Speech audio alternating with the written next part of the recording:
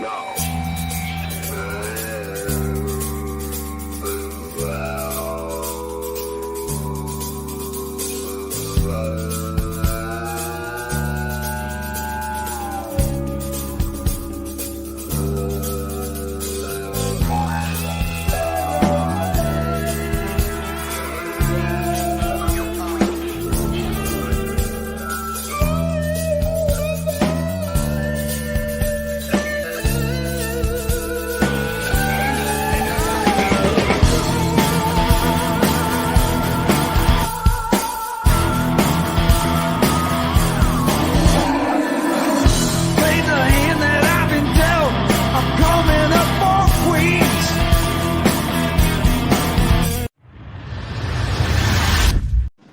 Hey there, Metal Summoners. It is Wednesday. We are so stoked to have you guys back with us. Thank you, as always, for checking out the Metal Summit on your island of misfit toys with Psycho Steve, with Empress Bobby Dreyer, with Angel Alamo. We are super duper excited to bring another bitchin' episode to you guys. Thank you, as always. This show's for you, and we are very happy to bring it to you.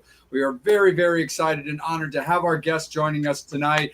Former A&R rep for Elektra, for Geffen, photographer, published author. Man, I could go on and on when it comes to that. And we are going to get into plenty of things tonight on that. I had an opportunity to talk to this gentleman a few years back when it came to putting out a documentary that was about him. And I'm very happy that he has decided to join me and my mates this evening. Michael Alago, how are you, sir? I'm pretty good. Thank you for having me. Yeah. Such a pleasure, man. Thank you so much. And again, thank you so much for what kind of got this going a little bit. So a little fun backstory I was telling Angel, because he had kind of he was kind of curious, like, yeah, man, whoever booked Michael, that's really awesome. I'm like, well, that was me. So I was telling him, I was like, well, I had interviewed Michael at the time of his documentary a few years back through whoever was representing him, and I had been kind of thinking about him on the brain for the show because I thought it would be great. But then you were actually kind enough to, like,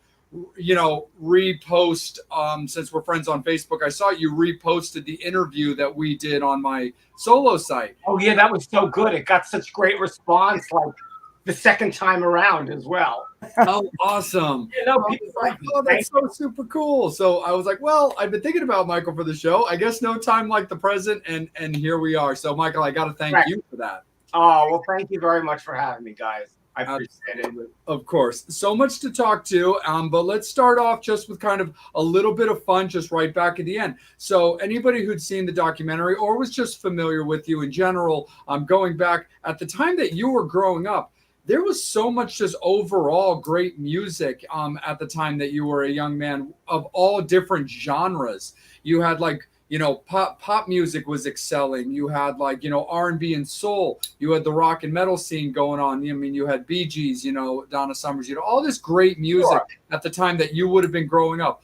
What was it about rock and heavy metal? What was it about, like, such a heavy genre for yourself that drew you to it? Well, as a young kid growing up in Brooklyn in my really early teens, I listened to AM radio. AM radio was not heavily formatted like it is these days. So on AM radio, specifically 77 WABC, listening to Dan Ingram, he would play everything from Aretha Franklin to Grand Funk Railroad, Todd Rundgren to Archie Bell and the Drells. So there was this array of music that I was privileged to listen to, and it just kind of like tickled my ears, all these sounds. I never liked just one thing. So that was really early on, 12, 13, 14, 15 years old. And by the time I was 15 years old, I started purchasing a newspaper every week called The Village Voice. And in The Village Voice, it listed all the downtown clubs: On the Rocks, Max's Kansas City, Great Gildersleeve, CBGB, and the list goes on. And I just saw these lists of, I don't know, bands that I never heard of before, but things that sounded interesting, like, Jane County and the Backstreet Boys, the Dead Boys. There was so many things. So I just knew I wanted to be part of all of that. So the music for me started getting heavier when I started visiting CBGB in, I don't know, 1975, 1976. I was underage. Hilly Crystal never carded me. Lots of people, lots of young people back then never were carded. But Hilly would always say, if I see you with alcohol, you're out for 2 weeks. And so, we would drink up beers outside and, make our way in. And so we most of the time never had to drink. So I don't know if you want to call things like punk rock, like the Dead Boys, heavy. I think they were heavy. And I started their fan club. Oh, this is too funny because I was talking to y'all before. This is too funny. I was talking to y'all before we got on, and I found my 1977 scrapbook, and here is my Dead Boys flyer of when I ran their fan club. I was like 15 years old. That's so awesome. I love the Dead Boys. Oh my God. So I lived at CBGB from 1975, 76 until October 15th, 2006, when they closed down their doors. And I really, that was my home away from home. And, I loved when Hilly Crystal, the owner, was kind of smart enough to bring in, like, I don't know, their version of the British invasion. So, I got to see the Dead Boys and the Damned for 3 nights in a row. There was this kind of like, I don't know if they were avant-garde or a little to the left. They were on Warner Brothers. They were a band called Deaf School. They were like a British version of Manhattan Transfer, and they played a bunch of nights there. I remember when there was a band called Eddie and the Hot Rods, and they came to play CBs. It was a very eclectic sound of artists, different artists that were coming to CBs. The Plasmatics, someone who I became very good friends with. Her name was Cherry Vanilla. So I heard all kinds of music when I was young, and I was grateful that I was never just kind of tied to one style of music. Also, early on, I knew about the Schaefer music concerts in Central Park, and I remember seeing Ted Nugent opening up for Aerosmith, probably on the Get Your Wings album. Wow.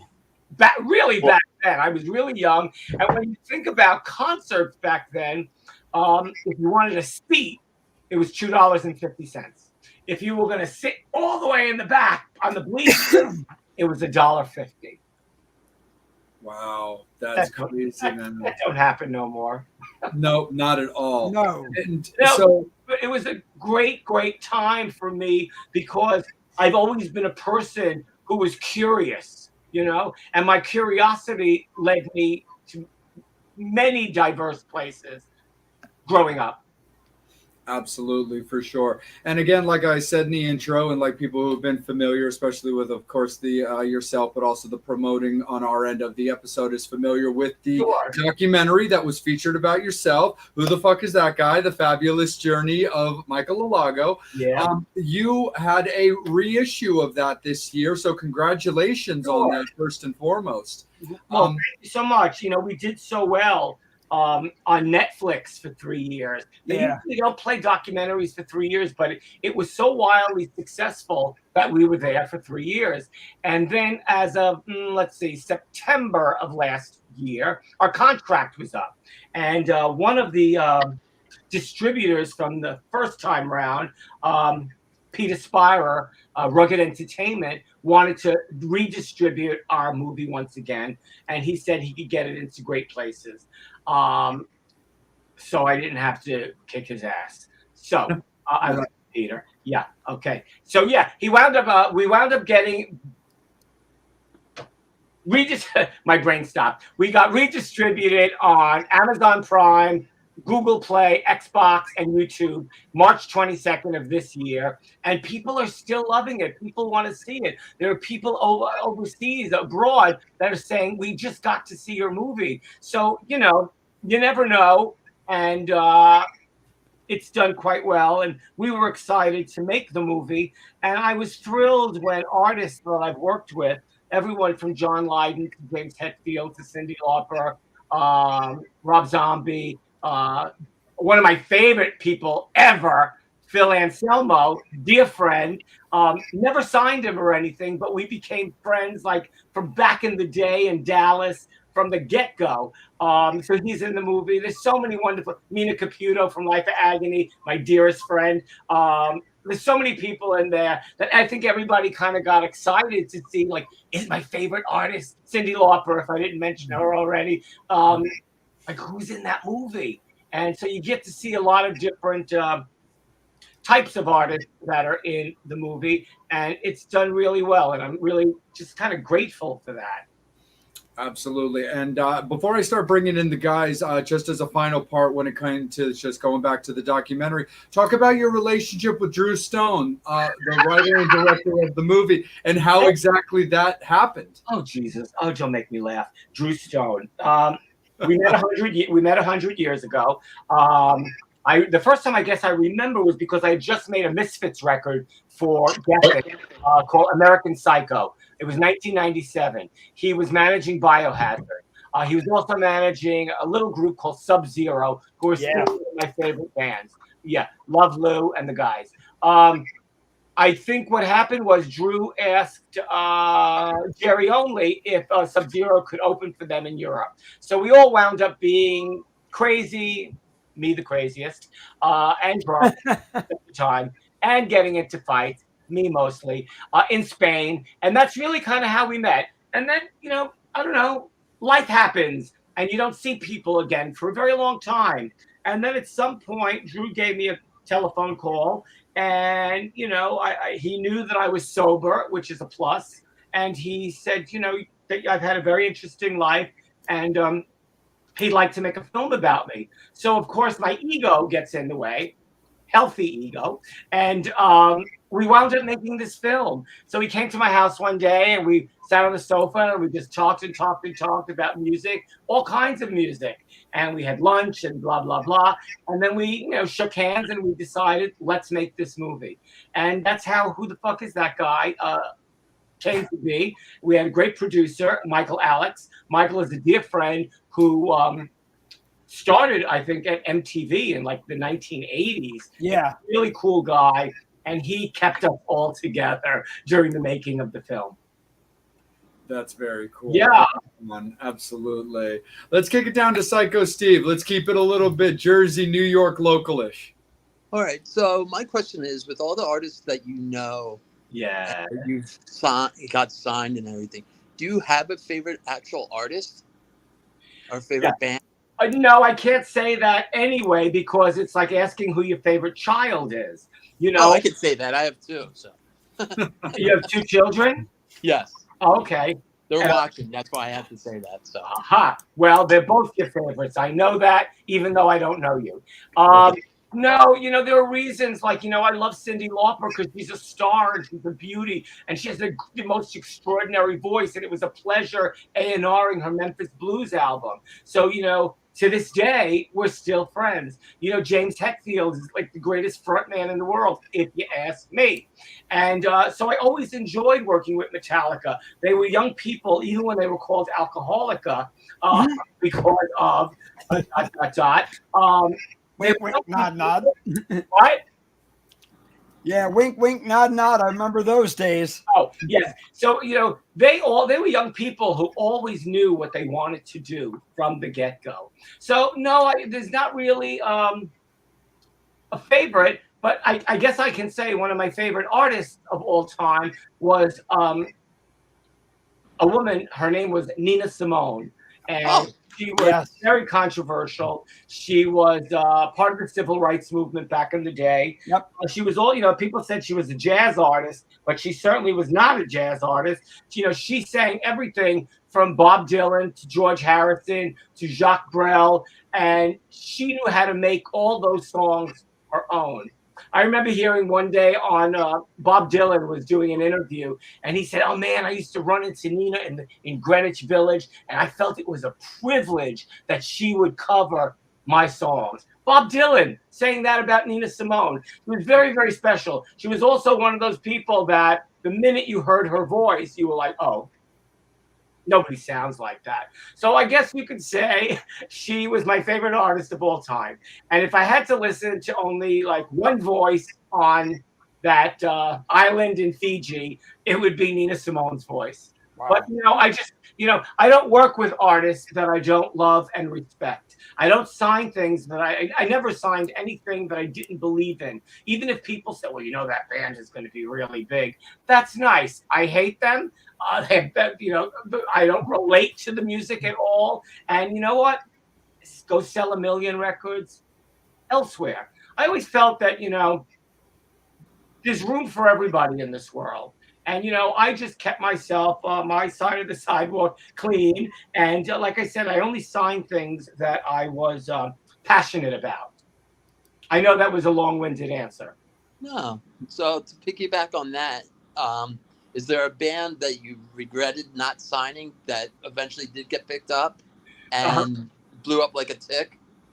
Like a tick. Oh, I never heard that one before. People ask me that all the time as well. I don't know if there are artists that I regret not signing, but if you ask me who I would have loved to have worked with, I would have to just say Slayer. Yeah, my favorite. Awesome. Nice. Yeah, for sure. Very cool. Right on. Bobby, let's bring you in, my good sir. All right, Michael, buckle up because I'm going to ask you a couple things that are dear to my heart too. And we talked about a couple things right away. One is photography. Sure. And I mentioned that I had the opportunity to work with the amazing Mark Weiss, but you and I brought up a gentleman who I idolize through the 70s is Robert Mapplethorpe, Sure. who I think is incredible, not only with the stuff he did with Patti Smith, but just with crossing the genre of rock and roll and gender. And look, me being the metalhead who is kind of in the Halford genre, but Wait, don't we use the word gay here? well, of course, Absolutely. please, I will. You Oh, can't. please go ahead. I'm sorry, Bobby. I'm sorry to interrupt you. Go ahead. No, but Wait a minute, Bobby, you're gay? All right. and you're Jewish? No, Sorry. Oh boy. Okay, good. you eat scrapple. Shut up. I eat pee-pee. So what? There's not a big difference. No, but Where are we Michael, going? I gotta Yeah, ask. back on point, guys. I Go gotta ahead. ask this part. Working with bands like Metallica and that, did you feel that you had to hide your sexuality? Yeah. In that end, look, I've worked with David Geffen. Look, you met my other half. So I know David from stuff we did with the White House and everything. But did you have to basically self-closet yourself in a genre that didn't accept us? Well, I talk about this in my book, and I've always been openly gay. I feel like I came out of the womb loving music, and I also came out of the womb being gay. I never had a problem with that. I always thought, even at a very young age, if you didn't like me, please go fuck yourself, because I'm just going to be who I am. And I never hid that around any of the artists that I worked with at all. And like I said, if you didn't want to work with me and if you didn't like me, there are plenty of people out there who like me, and I like myself. I always had self-respect. So no, I never hid from anybody being gay. And and if I was at metal concerts and I was like a little drunk, watch out. Because I was ravenous. And all the young guys would be like, is that the guy from Elektra? I was like, yes, that's me. And I would, I'd be hugging on everybody and kissing on everybody. I never cared. And, I think because I am so open just about everything in life, people do gravitate towards me. And again, I don't say that for ego purposes. It's just, I think when you're open and you're honest and you are who you are, people gravitate towards you. Now, I'm just sneaking a little because even before the camera came on, I found my 1977 scrapbook for you. Yes. But I'm gonna hopefully find something for you right here. So we were talking about the great photographer Robert Mapplethorpe, Yes. and I loved Robert. I became friends with him in 1983. Around 1987, maybe 88, I had him photograph Tracy Chapman. Wow. I was working on her debut album, Oh. and he at that point in time he was dying of AIDS, Yeah. and we get to his loft on 23rd Street, and he was sitting in this chair that was like a throne with a velvet bathrobe on and beautiful plush. I was going to say sneakers, but no, slippers. And he really was so out of it. And I asked him if he would like me to come back tomorrow. And he said, no, we're shooting these pictures now. And I thought, oh, this is going to be great. So he wound up shooting Tracy for me that day. And in the end, we wound up not using the photographs, unfortunately. Oh, darn, where are these pictures? I've always had them at my fingertips all these years. And of course, now I cannot find them, but I will find them in the course of our conversation. I loved everything that Robert did, from porn to celebrity portraits, and most of all, his exquisite flowers. Yeah, I mean, there were a lot of people that really intrigued me on that end. He was one, and look, sorry about that. When I was coming out in the early '90s, through a lot of things, look, big Tom of Finland fan, hello. I don't know if you could see my arm. Well, wow. Love it. There we go. Nice. It's the only tattoo I have, and I think eventually I want to get rid of it. Oh, why? Because I don't want a tattoo anymore. But I probably won't get rid of it. In any event. But I'm saying, yeah, not that, but it's amazing the things that, and even your work alone that you did Polaroids and that. What got you involved in photography? Yeah, I love pictures. I love the stories that they tell. When I was a little kid, I was a nerd, and I used to go to when I went to my friends' homes, I would ask if I could see their family albums. I wanted to see the family albums just to see what kind of pictures people were taking and like who was in their family, and like just I don't know. I just love the stories that pictures tell. The same way when people care about the tattoos that they get, I want to know about all those stories, and it helps me bring me closer to the person. And especially if I want to photograph them, I want to know everything about them. Yeah, so I love pictures. I've always loved pictures. I used to run around with a Polaroid camera all the time in the 80s because I have no patience and I like things immediate. I also, in the 80s, I took lots of portraits of men that I either picked up on the street or that were friends of mine. And I'm working on a Polaroid book of portraits right now, and hopefully that'll come out next year because I'm talking to a publishing company right now, and it's really going to be a beautiful book. It's the book I've kind of wanted to make my whole life. I have 3 books out of erotica already, and I'm kind of done with that. And you've seen one, you've seen them all. So well, not really. Okay, fine. Anyway, so I just love pictures. I love anything in a square. I've been taking, I stopped taking Polaroids when Polaroid in 2008 went out of business. So I take a lot of photographs these days on my iPhone with an application called Hipstamatic. And yeah, it's great. Oh my God. We got Duke from Metal Church here. Oh. Hey, Duke. What's up, Duke? Yeah. How are you? Duke Erickson.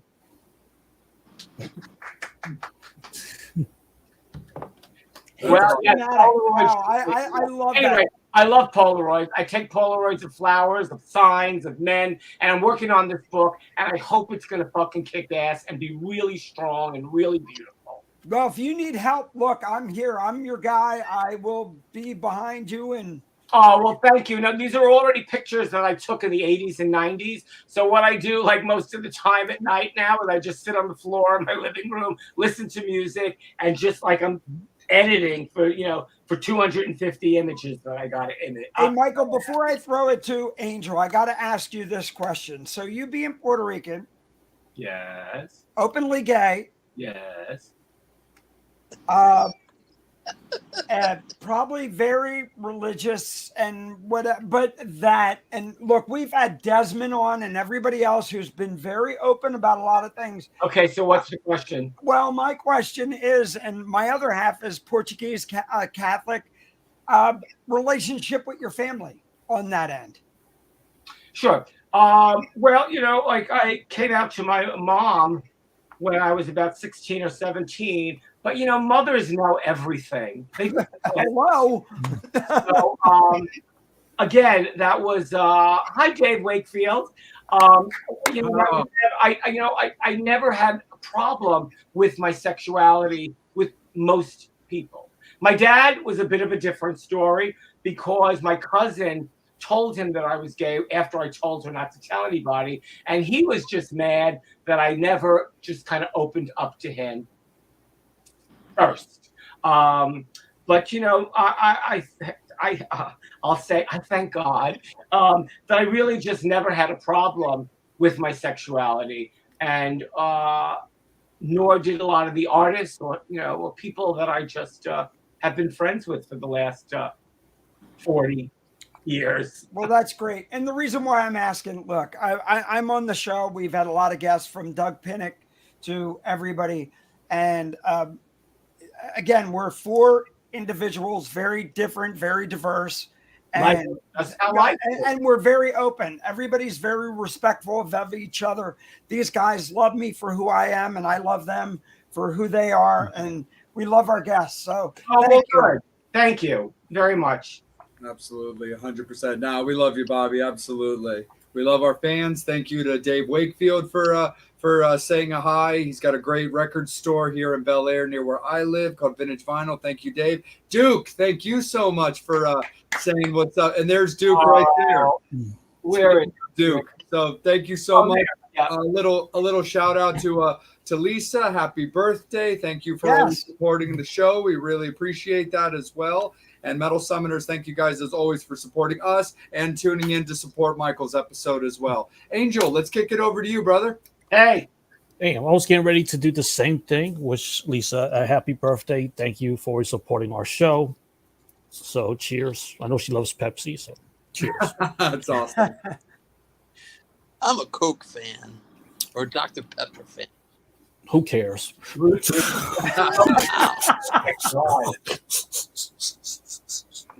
See the abuse I had to deal with, Michael? I got Rob Torello freaking trying to tell me how to get there. I think it's John Bush's birthday from Armored Saint today. Wow. Oh, right on. So whether it is or whether it isn't. Hi, John Bush. Love you. Happy birthday. But no, I think it is his birthday. So happy birthday, John. Well, actually, Michael, a belated happy birthday to James Hetfield. You and I were on the phone on his birthday, and you were like, oh, nuts. It would have been so great if I could have gotten that day. Oh, right. I wanted to interfere in that evening because I was watching your show. Yeah. And, but yeah, August 3rd was his birthday. And August 3rd was the night that I signed Metallica to Elektra in summer, that August 3rd, 1984, when they played Roseland. That was like the clincher. And, from that night, it changed the course of rock and roll. It changed the course of heavy metal. It gave license to other A&R people to sign super heavy things. And here we are. That's awesome. Amy, you're going to trust us to sing happy birthday to you? How do you know these people can sing? Jay, can you sing? Are you a singer? I've been on stage with a microphone once or twice. No, that's not saying much. Amy, we'll figure it out towards the end of the show. Yeah, I lip sync. Hey, Michael, I got to make you laugh. Every year on Jay's birthday, I have Desmond call in and sing happy birthday to him. Oh, that's so nice. Yeah. Gosh, yeah, the last time really traumatized me. Now, when it came to all my bands, Michael, Traumatized. Well, we was doing a countdown. So while he was singing happy birthday, I'm counting down to us going live, and I'm feeling guilty as fuck. Because I'm like 5 and he's still singing happy birthday. I'm like, fuck, I gotta hit the go live button. No, it's all good. Now, Michael, like all the bands that I've done, like I've always, played my bass and done the backing vocals. I can do lead for 1 or 2 songs, but I just don't have strength in my voice. I could never front the band because I don't have any strength to go for an hour and a half or an hour as the front guy. Gotcha. So, can't do that. But Angel, let's bring it right back to you, buddy. Well, I got a question from Kyle. He wants to know, what are your top 5 metal bands? Oh, okay. I could probably name 3 of his. Well, I guess Metallica, Slayer, Wasp. I don't know. Well, right now, I don't know all-time favorites. I can think of what I'm listening to currently. I'm listening to Necrofire, and I'm listening to Black Anvil. So that rounds off 5 artists that I currently listen to all the time. For me, music. I love music. The heavier, the better. I love the noise. I love the energy. So a lot of black metal recently. If that answers your question. Yep, that answers the question. Cool. My question is, can you take us through what was a day in your life as an A&R person? Sure. I'd get to work usually by 10 o'clock in the morning, and there would already be tons of messages there. I had meetings with artists, lawyers, publishers, managers. There were cardboard boxes of cassettes, unsigned cassettes, unsigned everything. So my days were always busy on the telephone or meetings. I really did listen to almost everything that people sent to me because I felt like I wanted to have a certain respect for them. If they were sending me music and that's what they wanted to do with their lives, I was going to listen to their music. Now, a lot of the music, mostly all of the music that got sent to me that were in these cardboard boxes that I would pull out every day, usually got a rejection letter, unfortunately, because not everybody makes it. Not everybody is great. I heard lots of good stuff over the years, but good ain't great.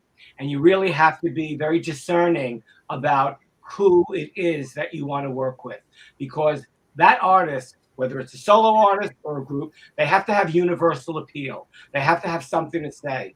And like I said, if they're only good, I'm sorry, good ain't good enough. Yeah, absolutely, 100%. Michael, I loved. We talked a little bit about this back in our first interview, but I loved the way it was kind of covered on the documentary with your relationship with White Zombie. Having Rob on the documentary talking about you, and also having Sean, bless her heart, on there, because I loved how she was talking about Ivan. I thought that was absolutely hilarious. Because I had a crush on their drummer, Sweet Ivan, I would call him. Sweet Ivan. Called him that. Yep. Sweet Ivan.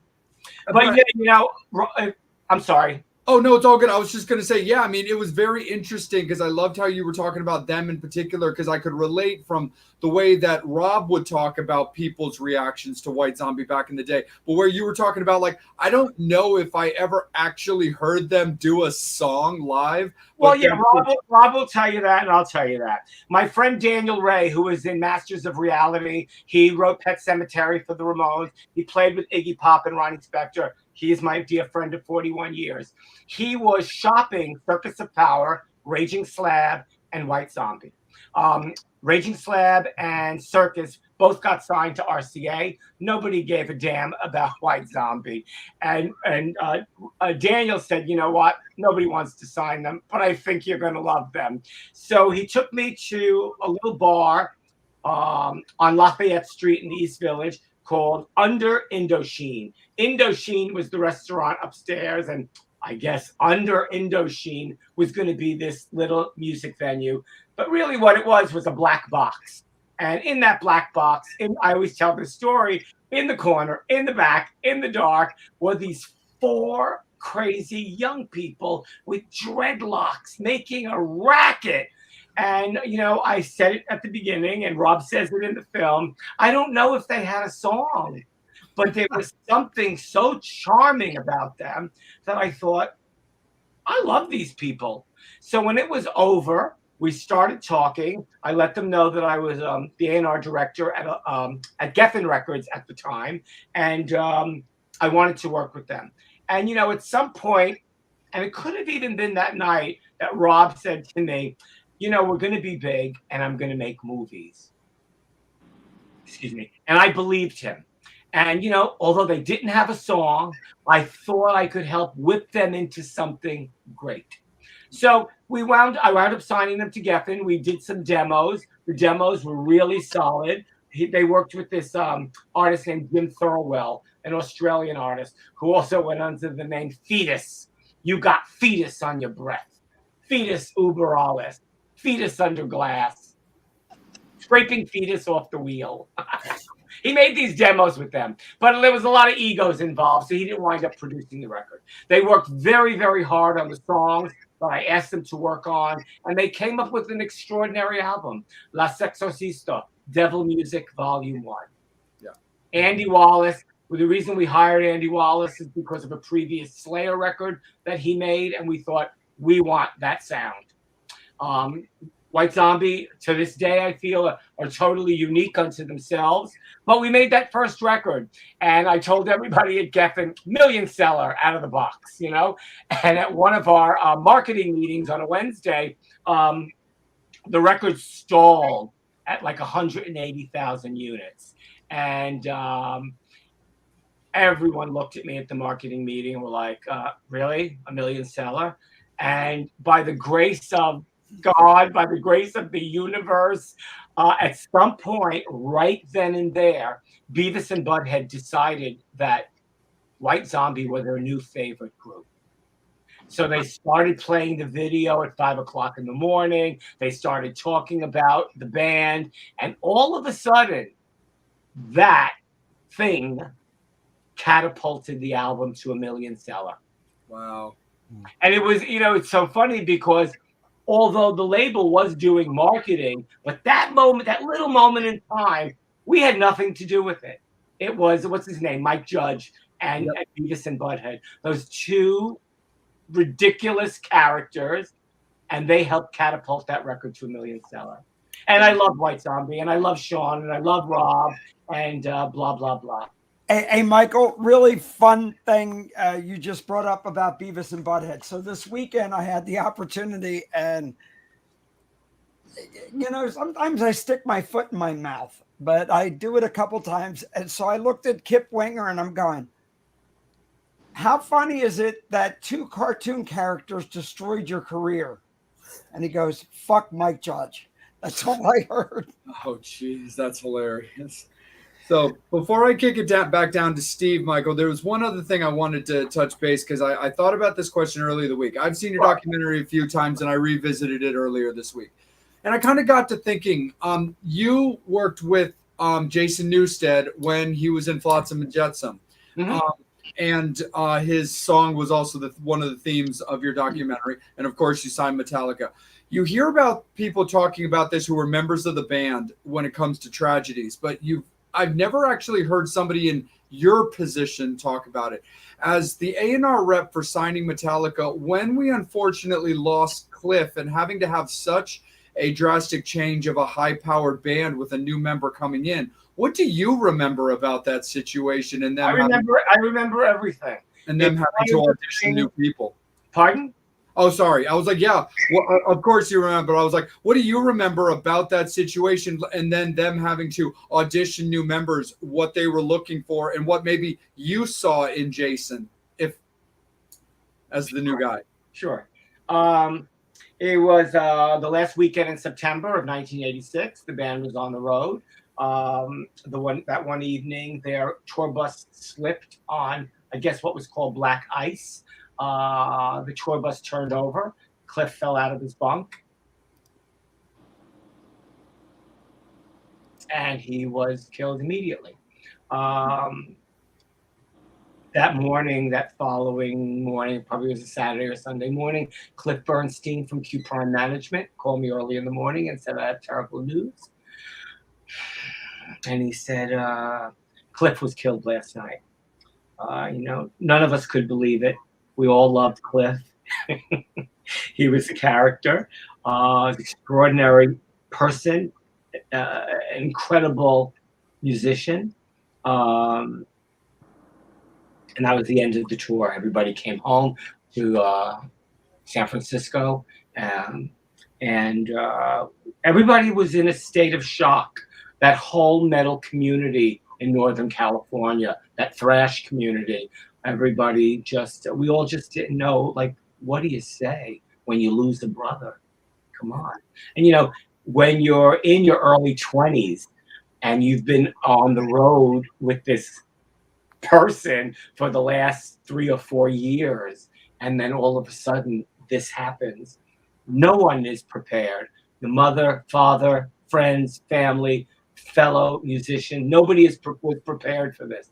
Everybody who met Cliff loved Cliff, and I still get choked up after all these years talking about him, but he was beloved.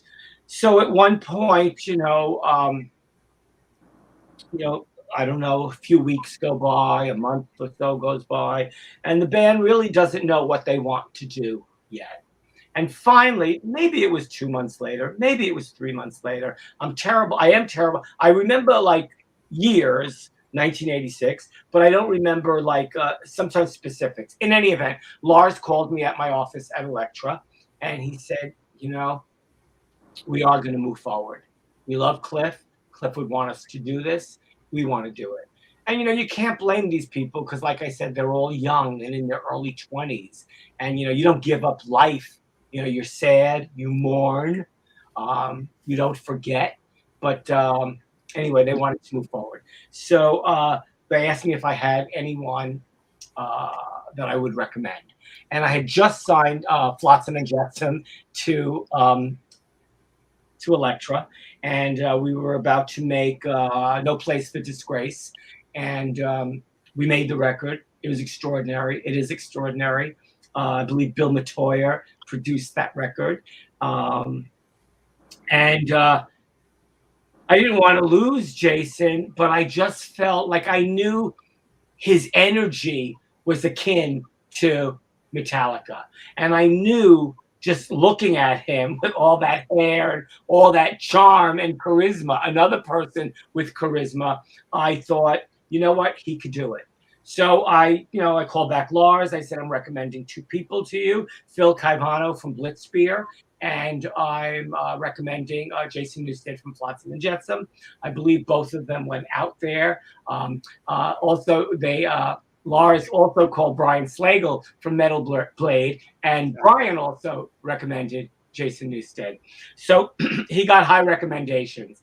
And he went out there, and he auditioned, and I think he came back again and maybe again, and he got the job, as we all well know. And, he fit in perfectly. The first few years, they tortured him. And, we think it's funny, and I guess it was funny, but they tortured him because really it was like, you're not Cliff. Yeah. That's heavy stuff. But he knew how to stand up for himself, and he wound up being with the band 15 years after that. Yeah. And Jason really is an extraordinary person.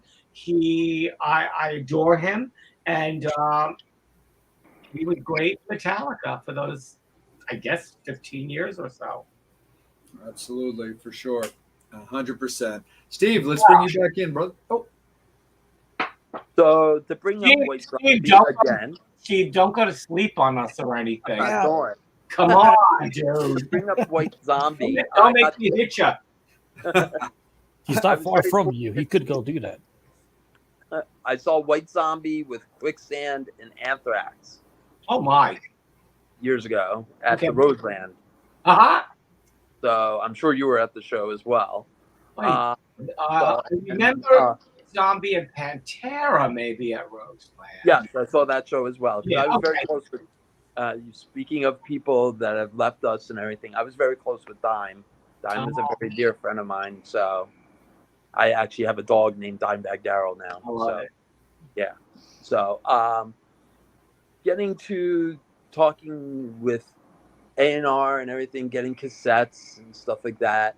Being on, because my background is radio. Uh-huh. I have the perfect face for it. So I used to get cassettes and CDs sent to me, and people like, "Oh, can you play me on your show?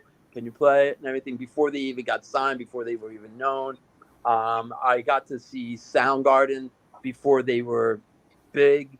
I was in Bangor, Maine, with a very dear friend of mine, and we stopped at this little coffee shop because we got snowed in. And I called my parents. I said, "I'm not coming home for winter break," and I was like a junior or senior in high school. And my mom and dad were like, "You're up in Maine. What kind of trouble can you get in?" I'm like, "Not much." So they're like, "All right, have a good time. We'll see you when you get home." I'm like, "Okay." We stopped at this little place called the Penny Post, and this band was setting up. And guy taps on the mic. He looks like Jesus, and it was Chris Cornell. Oh, I wonder. And he's like, "My name's Crimson Cornell. We're a little band from Seattle called Soundgarden. We're going to play a couple songs, and we're going to sell cassettes after we play a couple songs for $5. Isn't that something? And it was Bad Motorfinger. Oh. And it was Jesus Christ Pose and Rusty Cage. And I was up there for like, oh my God. So I went up to him. I'm like, "Mr. Cornell, I would love to buy a cassette." And he's like, "Crimson." I'm like, "All right, Crimson, I'd like to buy a cassette. But there's one contingency to it." He's like, "What's that?" I'm like, "All of you need to sign this cassette." He's like, "What?" I'm like, "Yeah, autograph it." He's like, "Okay." And Kim came over and Jimmy came over and they all signed it. And then I put it in my backpack and I watched, they played like 3 more songs and that was it. And do you still have that cassette? Yeah, I still have the cassette. Right on. Yeah. And then a year later, I'm sitting in my friend's living room and we're watching Headbangers Ball. And who's on?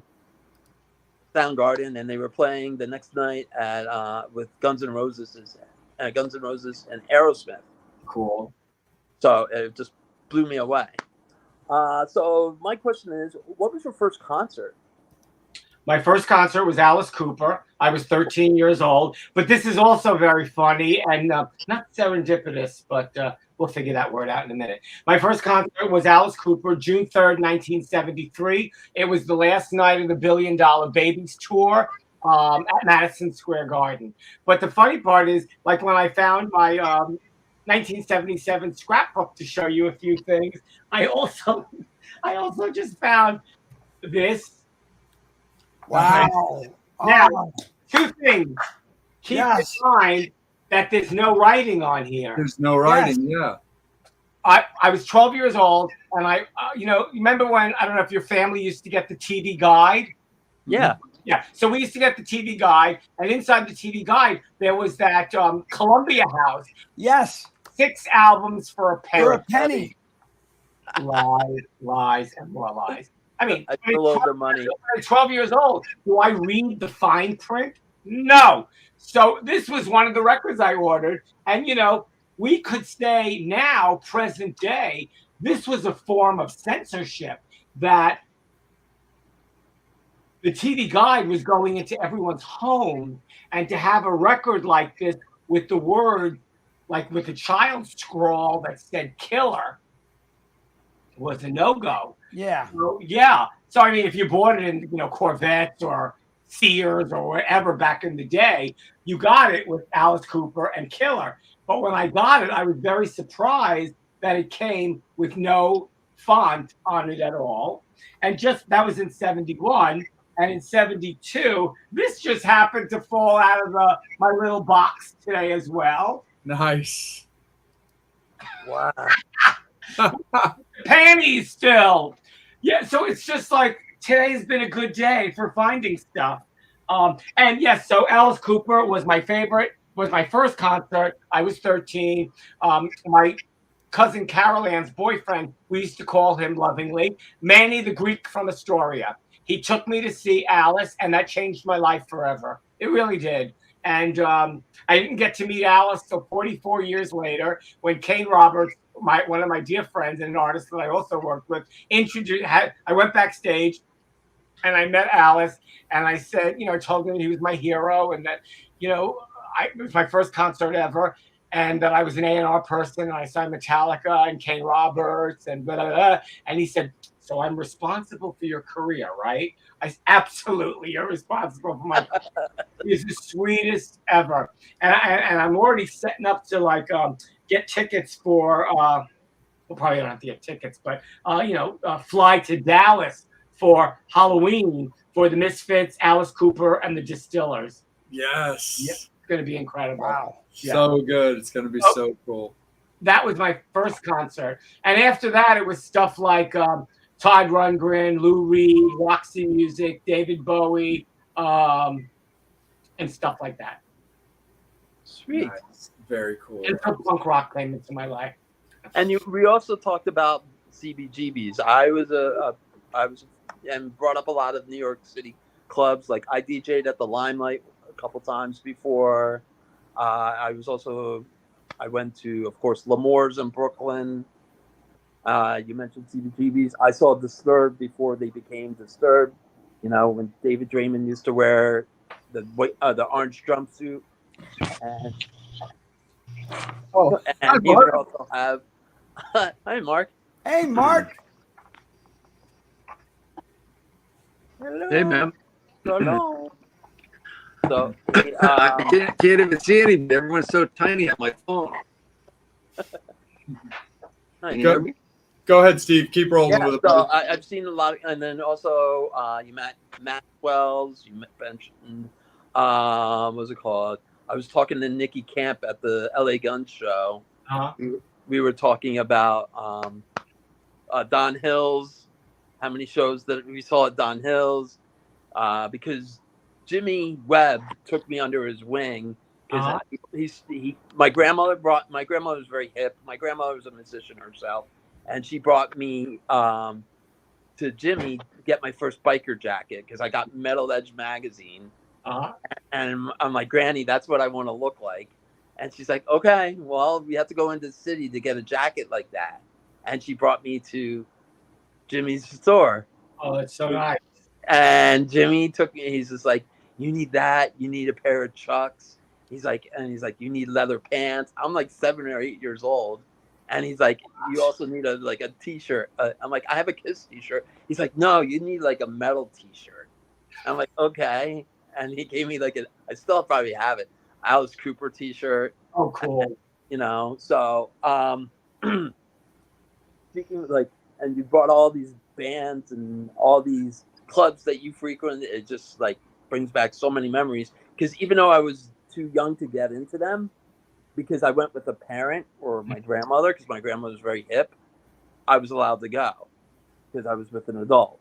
Because they knew I wasn't going to drink. I'm like 7 years old. 8 years old, I go see freaking, Iron Maiden at L'Amour's when they were called Charlotte the Harlot.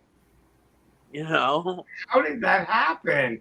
Because I thought going to the club at 15 was young. And because my parents knew I wasn't going to get in any trouble because all I was just doing, like you said, you fell in love with the music. Yeah. And that's what I was all about, still to this day. Uh-huh. That's my weakness. Cheese, my chick, my kids, my guys here, and music really kept me going. Oh, well, that's how So now let's talk Metallica. Now, when you signed them to Elektra, this is of course before they promoted Mr. Mustaine to customer or a fan, or was this because they were not signed to Elektra when he was in the band? Well, those very, very early days, they weren't signed anywhere. Right. They had their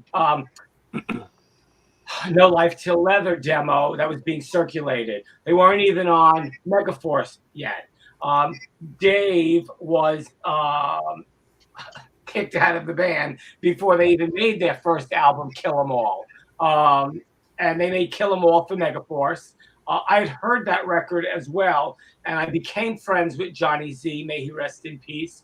Um, and we were both. It was 1983, and we were both in our 20s, and he was starting this extraordinary label called Megaforce, and he had Metallica, Raven, and Anthrax on that label, and Right. they were able to make those records, but they didn't have the finances to market and promote those records. So John came to my office one day and he said, I have a band that's going to be huge. They're called Raven, and I want them to be on Elektra. So the problem was I heard Kill 'Em All, and I thought, I got to have these people in my life. But I still gave John $5,000 to make a Raven demo. He made the demo. He gave me like a dad of it back, and it was really great because the Gallagher brothers are extraordinary. But like I said, I had seen Metallica already. I had heard Kill 'Em All, and I just knew that I had to have these people in my life. So, through various business affairs, offices talking, they wound up being on Elektra in that year, summer of '84, when they were already starting to make Ride the Lightning. Ride the Lightning wound up coming out also for just a moment on Megaforce, and then I picked it up, and they were just, fully on Elektra by then. And Dave was totally out of the picture. I think I remember in '83, he made his first record for Combat, Killing Is My Business and Business Is Good. And I showed that album cover to our chairman, Bob Krasnow, and he thought that was the greatest title he ever heard. He goes, we got to have these people on Elektra, don't we? And I was like, well, yes and no. I love Dave, but he was recently thrown out of Metallica, and it just wouldn't have worked. He would always have been, like a second-class citizen at Elektra. So I wound up staying friends with Megadeth through the years, and they wound up signing with my friend Tim Carr, who also passed away, unfortunately, signed to Capitol Records, and that first record they made for Capitol was Peace Sells, But Who's Buying? Another extraordinary rock and roll metal record. Absolutely. 100%. Absolutely, for sure. Well, Bobby, let's bring you back in. And hey, Mark, nice to see you I'm again, gonna sir. throw it over here again, Michael. We talked about photography, and I mentioned I had the opportunity to work with this gentleman for 3 days. Lost my voice, but Mr. Mark Weiss, Michael, wow, two amazing photographers here. Hey, Michael. Hello, Mark. Hi, Bobby. So, Mark, I mean, the whole thing, the rock and roll, everything coming in together, Michael's years of experience with Elektra, but your whole thing of coming in, how did you get involved in all this, Mark? In what? Photography, I guess taking your first photograph. yeah, doing that and you were getting rock and roll. Oh, well, I used to. I was just a fan. I was a teenager going to concerts like all the other kids, and Frampton was big, and Electric Light Orchestra, and Zeppelin, and I just used to stick my cameras in and sell them in front of the concerts for $1 a piece, until I got arrested at a Kiss concert. They did 3 days, and I would go the first day, stay up all night, make about 100 8x10s, and the next day I'd sell them for $1 a piece. And on the third night, I got arrested. I used to, I knew it was illegal, but I was with the shirt sellers. I ended up in the paddy wagon overnight with all the shirt sellers. Went to jail. And the judge said, if you want your pictures back, you got to appear, before the judge, in a couple of months. And I said, just keep the pictures. Just don't tell my parents. I was like still a teenager. And the next day I went to Circus Magazine, just went home. I looked in the magazine, found out the address, and I went there. And the secretary took a liking to me. And the art director was off deadline. I waited about 4 hours, and he said, "I like what you're doing, but use this film and do this, a little bit of that." And then about 6 months later, Aerosmith, Ted Nugent, Mahogany Rush was playing at Giant Stadium in 1978, the summer of '78, and I snuck my camera in, and it was daylight, and I got some really good shots, and I dropped them off. And a couple months later, I picked up a issue of Circus, and it was a centerfold of Steven Tyler. It was my first picture published. Isn't that great? You were resourceful, and it worked. And I liked seeing my name in the magazine, so it was like a drug, you know. It's like I just, you know, wanted more. So every issue, I would have another picture in, and then they started using me. One of the first assignments I had was Van Halen in '79 at Convention Hall, and that's when I first met Eddie, and shot him backstage, and you know, started my relationship there. So Circus Magazine was really a game changer. Kind of jump started my career, you know, because all the bands wanted to be in Circus. I mean, I'm still a teenager, and I'm still, you know, I'm getting photo passes for Circus Magazine. You know, when I show up, they're like, "You're Mark Weiss?" I'm like, "Yeah," you know. But you know, I showed them. I always would bring, like, I remember with Van Halen. I mean, you know, they had an album out already, and they were playing not arenas, but they were packing in the theaters. And I made sure I brought that first issue in of Steven Tyler, you know, at Giant Stadium, centerfold. So I remember showing Eddie and Michael Anthony that, and they were like, "Oh wow, maybe he can get us in the magazine." And sure enough, from that show, it was a centerfold of David, Eddie, and Michael, which is one of my favorite photos too. And then that developed a relationship. So you know, it's the door opener. I met Michael, you know, several years later. I mean, when, you know, at Elektra, I worked with a lot of the bands there. I met Bryn Bridenthal, who gave me a lot of jobs, and that's how I met Motley Crue. And they hired me for shooting the Metallica photos. Actually, when after Jason died, I was the photographer that did all the pictures in San Francisco on the bridge and the rehearsals, and you know, it was the first photo shoot that they did. What Hey, was that, Mark, you mean when Cliff passed away, when Jason came in? Of course, yeah. No worries, brother. All good. No worries at all. Absolutely. Bobby, go ahead and roll with the buddy. Then we're going to bring Angel back. I mean, Michael and Mark, look, you guys sound like the rock and roll pirates of everything. It's like you guys developed your own rules, that there weren't any rules. There weren't. And Mark, I got to say one thing I learned about you this weekend. Act like you belong and don't ask.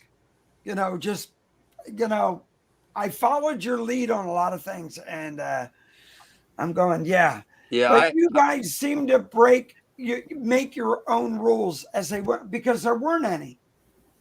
Well, I think what works for me and Michael, and with anyone with some success in the business, I mean, you could have, you know, obviously Michael has the talent for, you know, with his ears, and I have the talent for taking pictures, but really without who we are as people, you know, our personalities, that's the clincher, you know what I mean?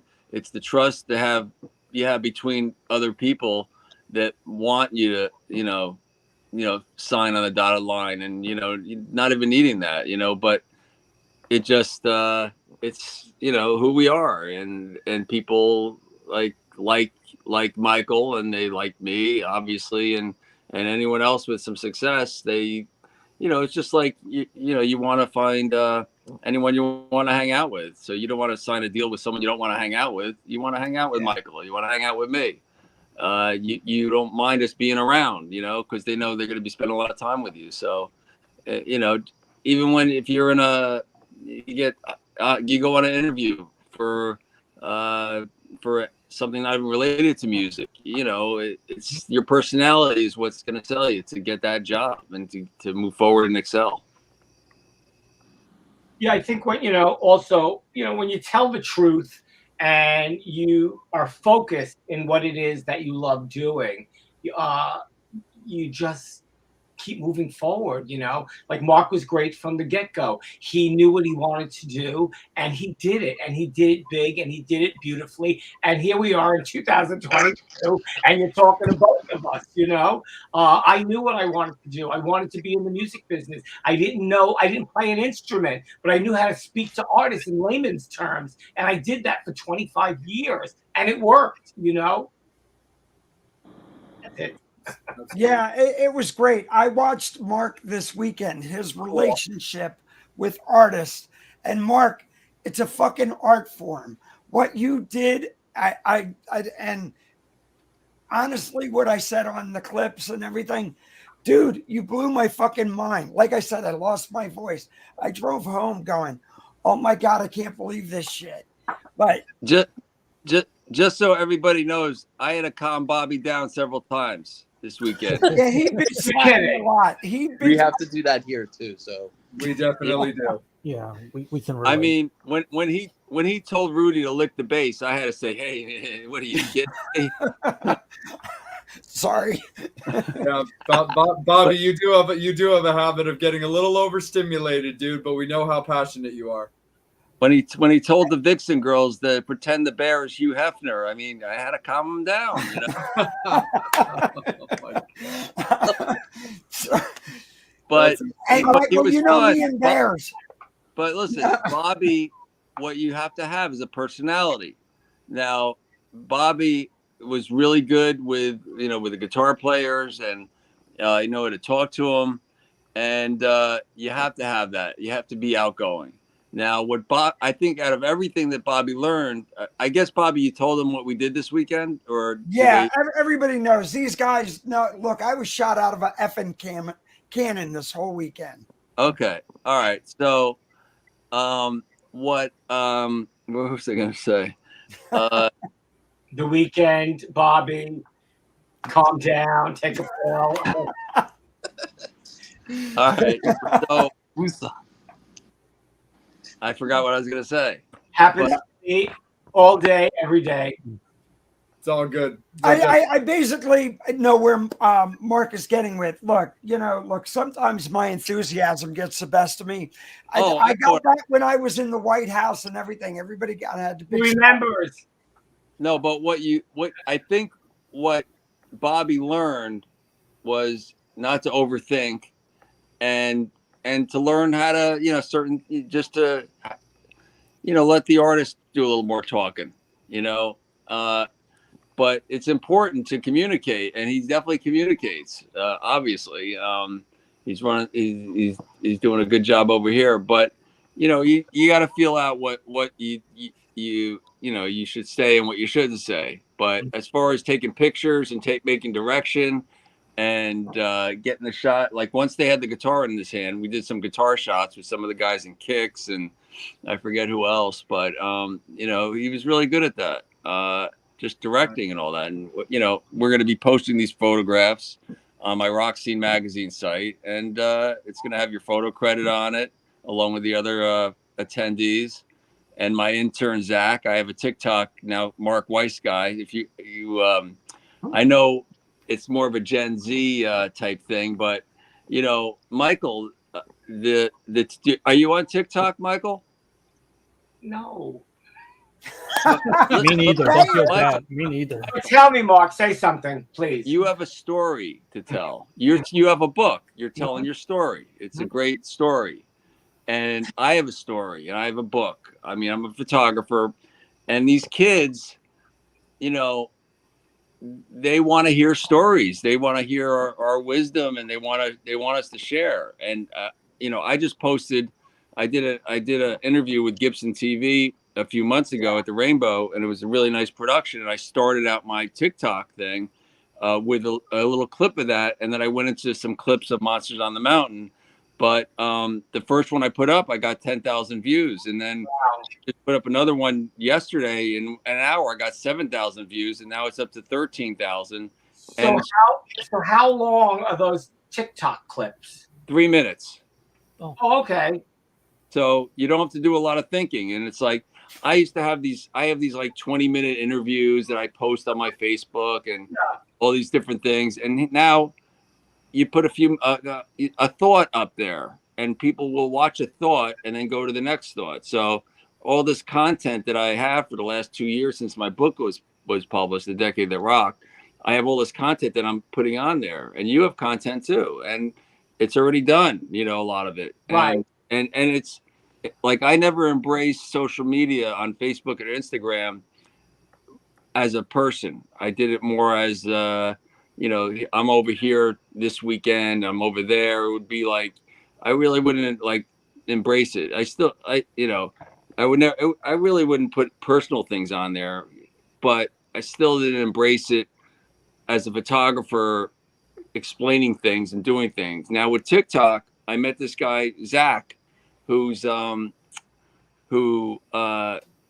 reached out to, like, I met a year ago at Monsters on the Mountain, and he wanted to be a rock photographer. So I gave him a little pep talk, and, we kept in touch a few times over the years. And his father, Cliff, reached out to me and about a month ago and said, I want my son to sign up for your workshop.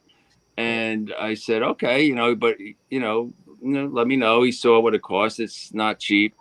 And he's going on vacation. And can I tell you a few days before? I'm not sure, if it's in our budget or not.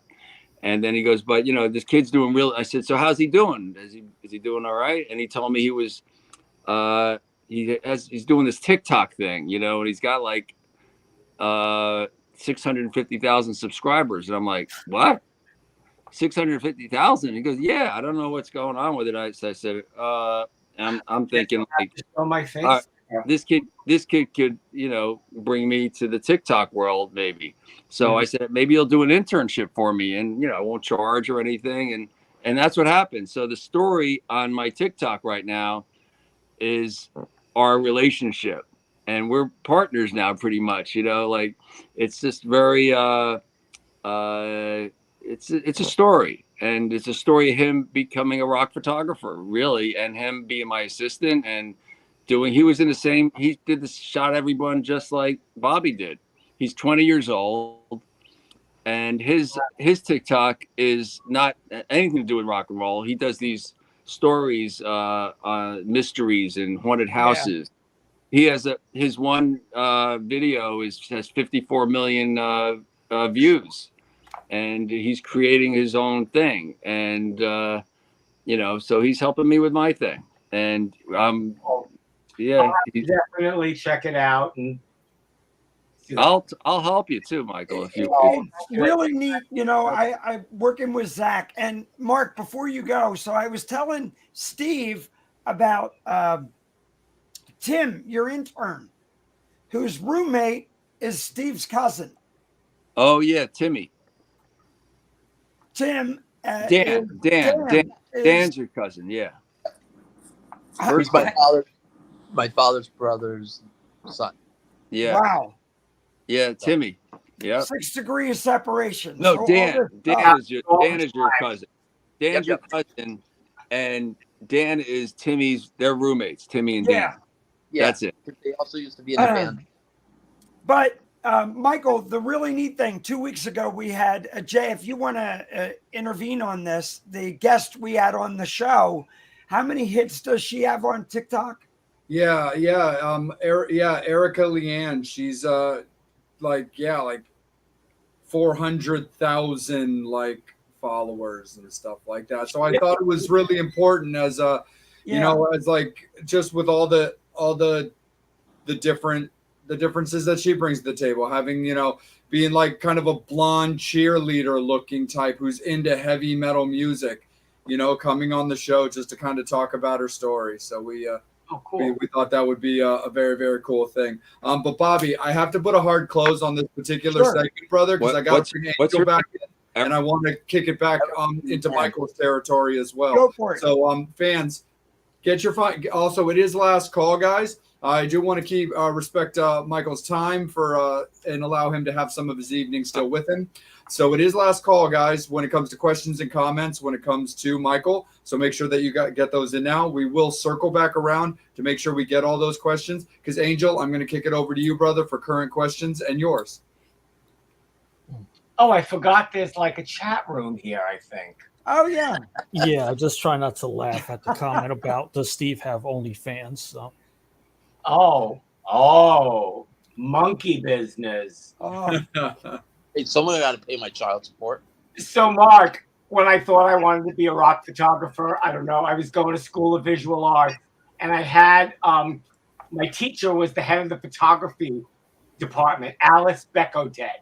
And when she saw me come in with live pictures from CBGB, she told me it was not acceptable. So one of the last things I did as like a rock photographer is I went to the Beacon Theater by myself, and I went to 2 nights of Night at the Opera. And I made my way. I had a good seat, and I did these great Queen pictures. And the people next to me got there late. So they were coming in with their like wine, kids or hippies had wine sacks. Anyway, so they were coming in my row, and I was like, who the fuck are these people? All of a sudden, they're throwing up and shit, and I look, and it was Linda Blair and her friends. I got out of that row immediately, and I found like a front row seat at the Beacon, and I took all these great pictures of Freddie Mercury, and now I got to find where those negatives are. The same way, Mark, before you came on, I found my 1977 scrapbook of all this cool stuff, Wow. Yeah. That's so, awesome. Yeah. So after that, I wasn't going to be a rock photographer. I just wanted to take portraits of people. But that was just my little story. Jay, wake up there. What's going on? Angel, what's happening here? You're totally good, Michael. I'm on top of it. Right back to you, Angel. Okay, I'm going to go to some of the fan questions. Okay. From the birthday girl, do you have a favorite Metallica song? Oh, God. I love Damage Incorporated. I love Sanitarium. I love Enter Sandman. I love Metallica. Like, for me, they can just do no wrong. I don't care whether, people think, well, why does Injustice for All sound that way? Why does Saint Anger sound that way? I don't know. Shit happens. But I just love them. So if you want to just pick a song, Fight Fire with Fire, Damage Incorporated, Sanitarium. I love the whole Master of Puppets album, but my favorite Metallica record is Ride the Lightning. Awesome. And question from Susan, have you ever worked with any Canadian artists? Oh, I have not. I remember once Ivan from Men Without Hats wanted to come see me, and he couldn't get past the border a few times. So then I gave up on them. There are Canadian artists that I like, but no, I've never had the privilege of working with Canadian artists. Question from Kyle. Have you ever run into Motley Crue? Who, me? Yeah. Oh, my God. I worked at Elektra. They were always at Elektra. I went to all their shows in the early days. I used to hang out with Tommy Lee. There are pictures in my book and all over Facebook of me and him from back in the day. So, yes, I ran into them back in the day a bunch. And one more fan question from Brian. If you can get 2 artists or musicians in the studio, who would it be? Oh, that's a really good question. Who asked that question? That's from Brian. Hi, Brian. Brian, hi. Who would I want to get? Well, first, I'd want to get Steve Perry in the studio. And I've always wanted to make an album with Steve Perry. Who else would I want to get into the studio? My brain is stuck because Steve is really one of those people whose voices I have loved forever. And if I could make a solo record with him, it would be a privilege. and I would be the most excited rock and roll fan ever. So I guess let's just leave it at Steve Perry. Right on. And my question is, can you talk about Rob Zombie in his early days? Was there anything that he was lacking to get to that next level? Because I know with an A&R person, that's one of the cool things that you guys actually do. Sure. Like I mentioned at the beginning of the program, I fell in love with White Zombie the second I saw them. They had no songs. They had an energy on stage. They had a charisma that I loved about them. Wait, what's this thing on my page? Yeah, cancel. Okay. They had a certain charisma about them, and we all just got along from that first meeting. So they used to come to my house all the time, and we used to eat soul food. I used to go up to Sylvia's in Harlem. I used to get like fried chicken and pork chops and sweet potatoes and stuff like that. And we'd get in the blender and we'd make White Russians with vodka and Kahlua, and we would just sit around watching like exploitation movies all the time. And we just always had a good laugh. I've always thought Rob from the get-go was very talented. He was very focused about what he wanted to do with his life. And from the early days, he said, Michael, White Zombie's going to be big and I'm going to make films. And, I believed that from the get-go. And that's what he's done this whole time. So I think that answered your question. Yeah, thank you. Sure. Absolutely, 100%. One thing that I want to touch on real quick, Michael, as we spin it for the final run around the table, is first of all, I want to congratulate you on your sobriety, man, and your continued sobriety on that, because no matter what, that's a very, very heavy thing to have to go through. Sure. And one of the things that I noticed from your documentary, and as well as being very much touched on in your book, is how much the artists that you worked with, the friends and family that spoke in your documentary, loved you. And you talked a lot about tolerance versus being respected. And I loved your talking about that. So anyway, I love the idea of how much it really seemed that you were respected. So anyway, bringing it back to your sobriety and becoming sober, what would you say was really like your personal biggest challenge when you finally were like, I just can't do it anymore? Yeah, I unfortunately I have a very addictive personality, and that just goes with like my whole life. I'm addicted to lots of stuff. But alcohol and drugs were the worst. I drank and drugged for a very long time. I went to rehab. And I just thought, it was killing my body, the drugs and the alcohol. And I just didn't want to be in that frame of mind all the time anymore. I didn't want to be a liar. I didn't want to be a no-show. I didn't want to be a thief. And I just thought, you know what? I've had enough of this. I want to wake up in my own bed. I want to be clear and I want to be focused. And, I just didn't want any of that friggin' nonsense anymore. So one day I woke up. I could tell you exactly what it was. It was October 21st, 2007. And I went to a 12-step meeting. And I liked what I heard at that 12-step meeting. And I just thought, you know what? This is for me. So I started going to AA, and in October of this year, I'll be 63 years old, and I will have 15 years clean and sober, as they say, one day at a time. I don't drink no matter what. Mom died a couple of years ago. I don't drink. Things happen, and all of that drinking and drugging for me felt like a lifetime ago. And I'm glad, even though I don't like to say only, but it was 15 years ago that I got sober. I could have gotten sober earlier than that, like when I was 32, and I just thought, I'm not having it. And you know what? It didn't help with my personal life. It didn't really help with my professional life. But I continued drinking. But I did my job. I always showed up at my job. I don't know how I did, but I just showed up. Anyway, and I was very, very sick with HIV, and I was taking my HIV meds with vodka and Jägermeister, which, the doctor doesn't recommend any of that stuff.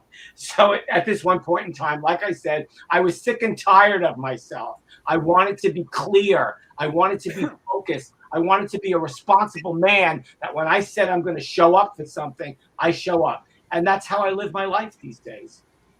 Absolutely, for sure, 100%.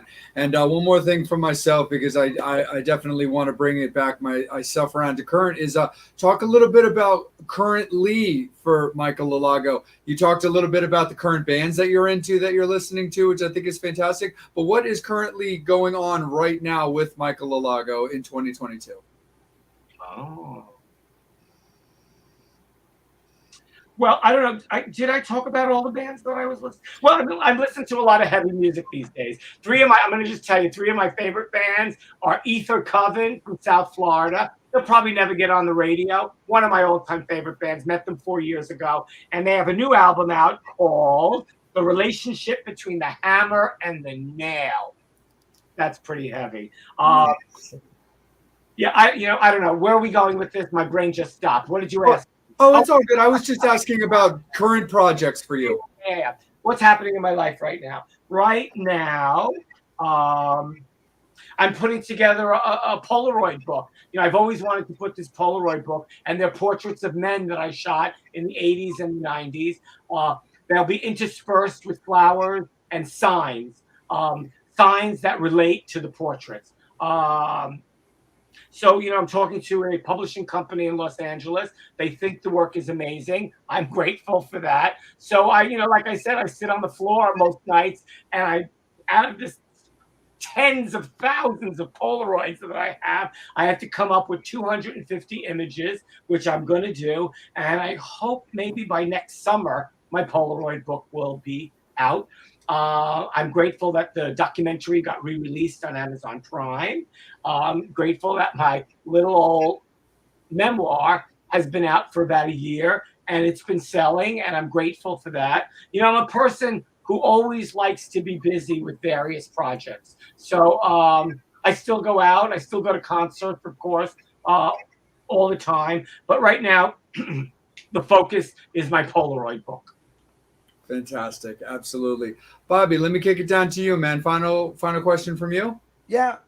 So, Michael, again, you doing the photography, is that your newest passion? Is that what you're focusing on more so than the music end?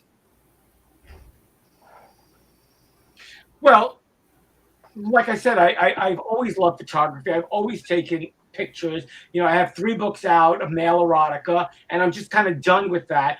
So I'm working on a black and white portrait book that I take all the pictures on Hipstamatic from the iPhone, and everything comes out in a square, and it's really cool. And that's going to be like a rock and roll book. And it's going to be black and white. But my portrait book is, my Polaroid book, like I said, is all portraits of men I took in the 80s and 90s. And it's not anything new. It's just finally I'm getting around to it. And somebody has seen, at a publishing company, has seen the work. And they're like, it's amazing. Let's do the book. So I'm grateful for that. Not being in the music business every single day, I'm just not in the scheme of things all the time. But, when artists like a Cyndi Lauper ask if I want to work with her, of course I'm going to say yes. Young artists, like I had mentioned, Ether Coven from Florida, I got them a deal on Century Media. That didn't work out. They're now on a new label called Good Fight Music, and they have this new record out. So every so often, when bands are heavy enough and I like them enough, we always kind of run into each other. And if they need help from me, I will be, if I love and respect the music, I will be as helpful to them as I can be. That's great. And Mark, before we close out, I just want to ask you, I know you have your book out, Decade of Rock, but you're working on a new project. And is it okay to talk about it? Because it was an honor to be with one of the gentlemen and photograph him while we were down at Monsters on the Mountain, which was Mr. Rudy Sarzo. But you're working on a book right now, and I'm really excited about. Oh yeah, it's been on pre-order. It's It's a book on Kevin Dubrow. It's from Missy Whitney, who is the fan club president during the Dubrow years after Randy left to go for Ozzy. Dubrow did a little solo thing, and then he turned it into Quiet Riot. And Missy ended up being the Quiet Riot fan club president during the Metal Health years.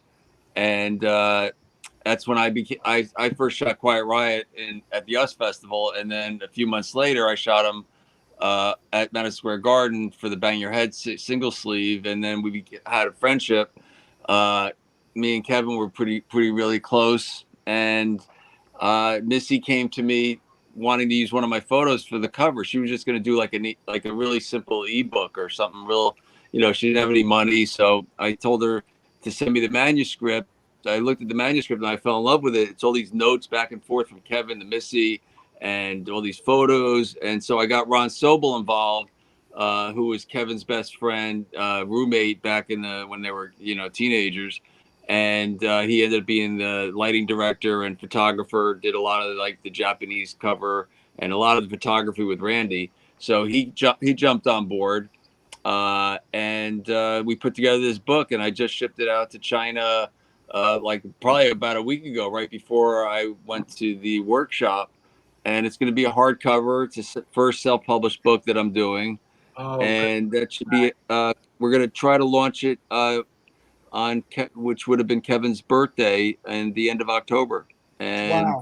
Rudy Sarzo did the forward, and I showed Kevin's mother when I went to the Rainbow for we did like a memorial for Frankie, Regina's widow, through a little, I guess you can call it a party, for Frankie, where they unveiled the bronze statue at the Rainbow. And then we went over and, we basically, did that. And I went and visited Kevin's mother, and I showed her the book, and I wanted to show it to her. And then I just let the video go, and I asked her if she minded, and she started talking, and she got very emotional. And from that, we pulled out what is the afterword from the book, and then I sent it to her, and she's loved what we did, and it's a really cool story, and it just shows Kevin's tenacity and really the struggles. And I actually just watched the documentary that's on Randy Rhoads, the one that's on one of the shows, not Netflix, Amazon Prime, and unbelievable story. I mean, it was really well done, and Ron Sobel was in there, and a lot of the photos that were there, and it really tells the whole story. It tells Randy's story. Kevin's in there too, so Kevin's got a story too, and he is he didn't have a lot of best friends in the rock world because of he was so passionate about what he did, and he didn't take any crap from anyone. And when he became huge, things kind of backfired on him, and then things went down. But he was really great guy. He gave me the keys to his house when he was on tour, and when he was at home, I would stay there. And he came to my wedding, and so it's like a passion project. And it's coming out, and you can pre-order it on my website, thedecadethatrocked.com. I'll definitely look into getting that. You said it comes out the end of October? Yeah. It's a really good story. It's an easy read. There's tons of photos. It's like a scrapbook. Yeah, it's right here. I'll show it to you. It's amazing. Hold on 1 second. Yeah. Oh, hold on. Notes. Let me just bring it. Oh, wow. That's my photo, Randy. Wow. Cool. Oh, great pictures, of course. Yeah. These are photos here. But, Well, much success with that book, Mark. Hey, Mark and Michael, thank you both. I mean, this has been an honor, to have both of you on here tonight. Yep. And Jay, thank you for, coordinating all this. And look, Jay just got back from Salem, Massachusetts. My home. Yes. So, Thank you so much, Jay, for asking me again to be here. And I'm so happy. And Angel, were there any more people asking questions out there to wrap it up? Maybe? Just 3 more fan questions So let's and a special request to sing happy birthday for Lisa and Amy. Okay. If we can do that, please. Okay. What would be your choice of female artist to work with today? It's coming from Myra. I love Alyssa from Arch Enemy. She's awesome. Beautiful and extraordinary voice. And Next what's on your bucket list?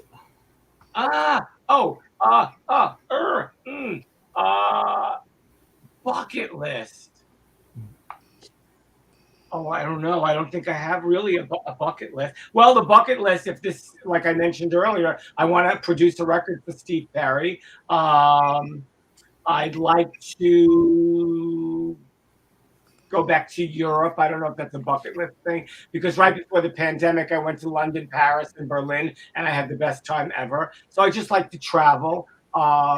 That's the best answer I could give you for a bucket list. And what's the other question? What are your top 5 Aerosmith songs? Same old song and dance. Now my brain stopped, of course. Well, of everything on the first 2 albums. I love the Get Your Wings record. I love the Toys in the Attic record. And what are we looking at there, please? This is a photo Mr. Mark shot this weekend. 1 second. Okay. Hold on 1 second. Let me bring it up.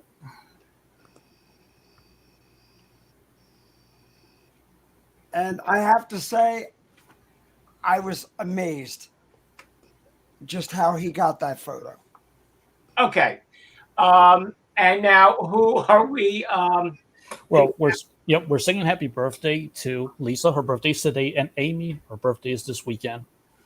And they both love the show. They tune in every week. Okay, so in 5, 4, 3, 2, 1, we're going to sing happy birthday. 5, 4, 3, 2, 1. Happy birthday to you. Happy birthday to you. Happy birthday, Lisa. Amy. Happy birthday to you. Oh, so wait, we wished happy birthday to both Lisa and Amy? Yep. Hey, happy birthday to both of you. Have a great evening. Lisa, Amy, thank you so much for tuning in. Thank you all Metal Summoners for tuning in. But Michael, thank you so much, man, for being so open to the experience and wanting to touch base again and being on the show. Mark, nice surprise to see you. and one day we might even get together again. Are you going to see Black Label and Anthrax Friday? Yes, at Coney Island? Yeah. Yes, I'm going. Well, I'm going to see you there. And we're going to start there and go from there. Fabulous. That's the place to be. Yeah. Well, we did. Fans, if you're going to be there, Tonight, future legends. again. Absolutely. Michael, we didn't get a chance to touch base with them on the episode. No worries. Have a safe trip to Dallas. Have a blast at the Misfits. You know how much I love the Misfits, dude. So give Doyle my love.